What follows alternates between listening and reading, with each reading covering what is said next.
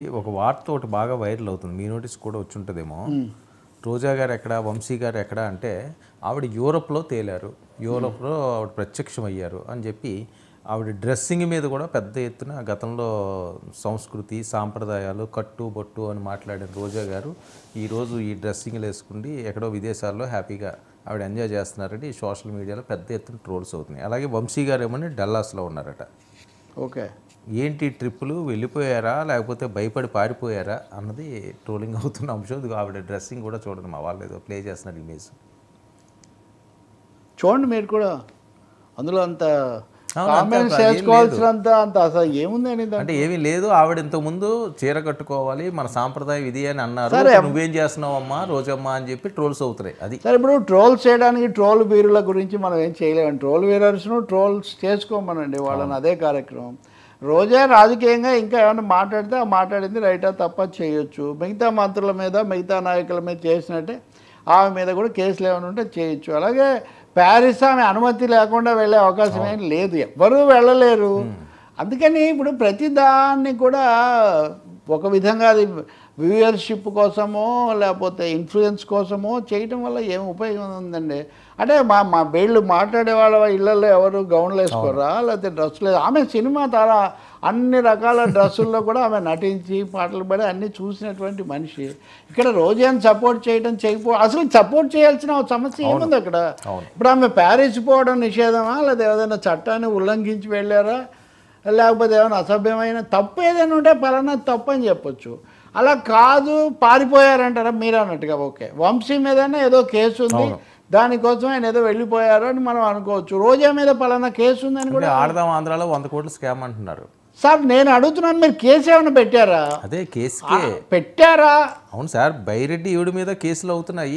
ఇప్పుడు పెట్టారా అన్న నేను ఉందా? పెట్టారనే కదా వాళ్ళు ఎవరు చెప్పారు? ఎవరు ప్రచారం? ప్రభుత్వం చెప్పాలి కదండి, ప్రభుత్వం చెప్పాలి, పోలీసులు చెప్పాలి కదా. సోషల్ మీడియాలో మాట్లాడేవాళ్ళు ఇంకొకరు మాట్లాడేసి కేసు ఉంది అంటే కేసు ఉంటే ఎలా వదిలిపెడతారు? నోటీస్ ఇస్తారు కదా.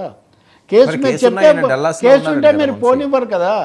ఆయన ముందే పోయి ఉన్నాడు, మీరు అది చూడాలి. ఆయన అరెస్ట్ అయ్యాడు, అది ఇదని వీళ్ళు ప్రచారం చేసి అరెస్ట్ చేయలేదు కేసు ఉన్నా కానీ. అందువల్ల మీరు అరెస్ట్ పోలీసులు అలా జరిగితే పోలీసులు అసమర్థత కదా అది.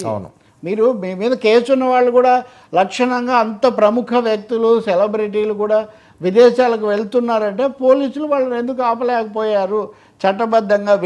వీళ్ళంటే సరే ఇంకా నేరస్తులు. ఇప్పుడు డ్రగ్స్ వాళ్ళని పట్టుకుంటాము, మాఫియాలను పట్టుకుంటాము అంటూ మనం వింటున్నాం కదా. అవసరమే, అవన్నీ జరగాలి.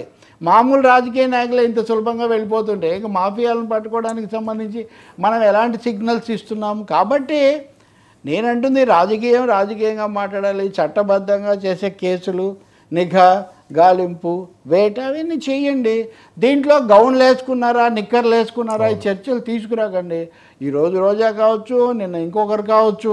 ఇప్పుడు ఉదాహరణకు ఇప్పుడు నాకు చాలాసార్లు నేను సాక్షి ఛానల్కి వెళ్ళినప్పుడు లోకేష్ ఏదో అమెరికాలో ఫోటో ఏముంది ఇందులో, స్టూడెంట్ అని ఆయన వెళ్ళి స్విమ్మింగ్ పూల్లో ఈత కొట్టాడా, దాని మీద మీరు ఎన్నిసార్లు చూపిస్తారు వీటిని? కాబట్టి ఇప్పుడు స్టాండర్డ్ ఒకటే ఉంటుంది వర్మ, డబుల్ స్టాండర్డ్ ఉండదు. అటైనా ఇటైనా ఎవరైనా కానీ. అందుకని ఇప్పుడు ఈరోజు పోలీసులను ప్రకటించమనండి.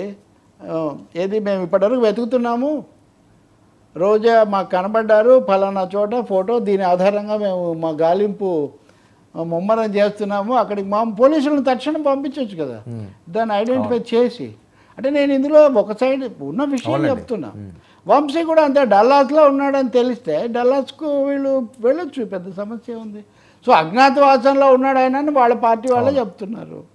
కాబట్టి ఇక్కడ మీరు నిఘా వేయలేకపోయారా ఇంత తీవ్రంగా?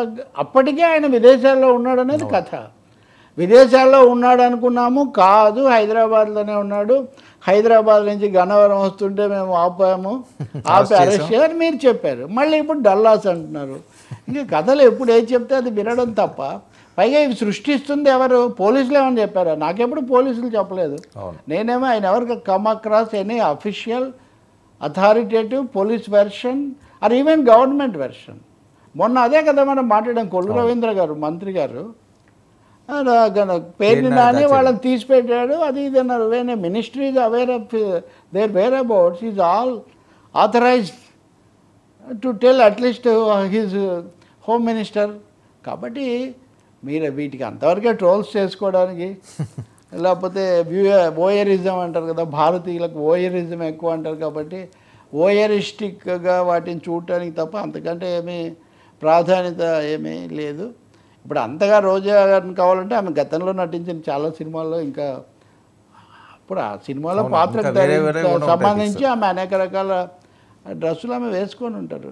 అసలు అమ్మాయిల డ్రెస్సుల గురించి ఎన్ని రోజులండి చర్చ. వాళ్ళు మంచి వాళ్ళ చెడ్డ వాళ్ళ, వాళ్ళు ఏం మాట్లాడారు, ఎందుకు వెళ్ళారు, ఇవేనండి, ఇంకా వేరే ఏం లేదా మనకు. అయ్యా లిటిల్ ఎంబరాసింగ్ డిస్కషన్ అండి ఇది.